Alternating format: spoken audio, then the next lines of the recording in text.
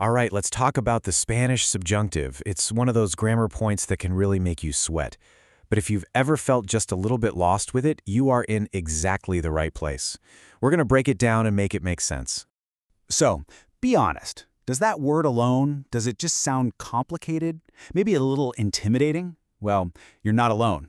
So many people feel that way, but I promise it's not the monster it's made out to be.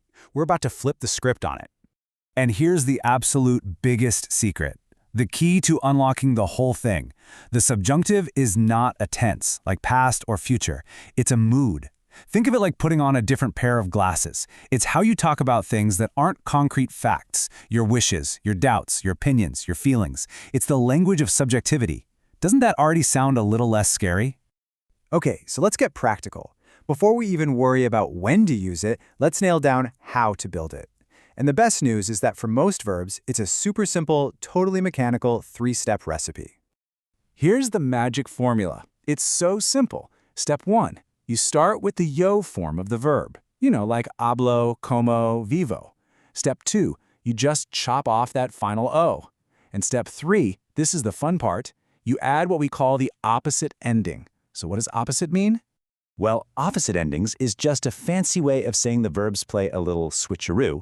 The regular AR verbs, they're going to borrow the endings from ER verbs, so they'll end in A, A's, A, and so on. And the ER and IR verbs, you guessed it, they're going to grab the AR verb endings, so they'll use a, as, a. It's literally just a swap. Let's see this in action. It'll click right into place. Take the verb hablar, to speak. Step 1, yo form is hablo. Step 2, drop the o, you get habla, and since it's an AR verb, we add that opposite E ending, and boom, you get hable. See, it's a predictable pattern. Okay, so we've got the how. Now for the million-dollar question, when do you actually use this thing? Well, here's the other big secret. You don't have to guess. You just have to listen for certain trigger phrases that basically tell you, hey, subjunctive coming up. Our very first category of triggers is all about desire and wishes. Anytime you're talking about something you want, hope, or wish to happen, especially when you want someone else to do something, that's a huge clue you're in subjunctive territory. So these are the phrases you want to burn into your memory. When you hear querer que, esperar que, or desear que, a little alarm bell should go off in your head. That little word que is your gateway to the subjunctive. Look at this sentence, espero que. I hope that. That is our trigger. It's a hope. It's not a fact. So the verb comer can't be comen. It has to switch into the subjunctive mood, becoming coman. Makes sense, right? All right, moving on to our second category, which follows perfectly from the first. If hopes and wishes are subjective, then doubt and uncertainty are definitely subjective. So if you're not stating something as a cold, hard fact, you're probably going to need the subjunctive.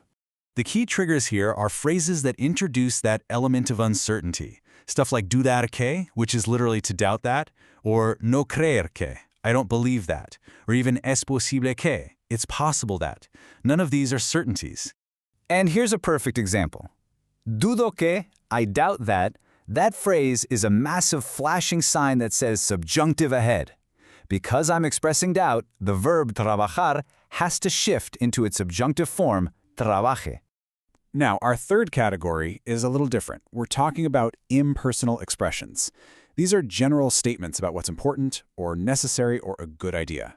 They aren't tied to one person's feeling, but they are still expressing a subjective judgment call. You will hear these all the time. Phrases like es importante que and es necesario que are classic triggers. They aren't stating facts. They're making a recommendation or stating a value judgment, and that's what puts them in the subjunctive camp. Here's one that's pretty relevant to all of us, right? The phrase es importante que sets the whole thing up. It establishes that we're talking about an opinion or value. So practicar has to become practiques. It's not a fact that you practice, it's a statement of importance. And finally, our fourth big category, emotions. This one is maybe the most intuitive. Whenever you react to something with happiness, fear, sadness, surprise, you're talking about your personal, subjective feelings, and that is a direct flight to the subjunctive. So you're listening for phrases that start with how you feel about something. Me alegra que, I'm happy that. Or temo que, I fear that. It's your emotional reaction to a situation that triggers the subjunctive mood. This is a fantastic example. The fact is, you live nearby. That's a reality.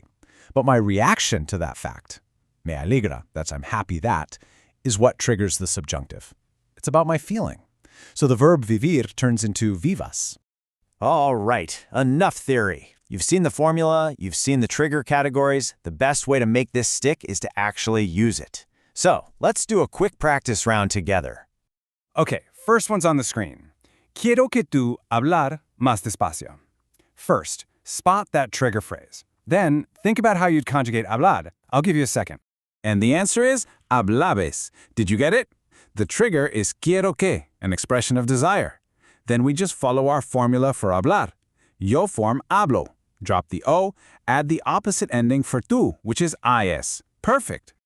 Let's do one more. Here we have es necesario que ellos leer este libro. Same deal. Find the trigger and think about that opposite ending for an ER verb. You got it. It's lean. The trigger phrase is es necesario que, that impersonal expression. And since leer is an ER verb, we need that opposite A ending for Elios, which is an. See, you're totally getting the pattern. We've covered the rules, we've done a couple of drills, but the most important part, the part that actually makes it stick, is when you take this and start making it your own. It's your turn to create.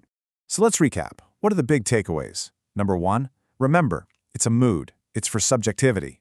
Number 2, that 3-step formula, yo, drop the O, add the opposite ending, is your best friend.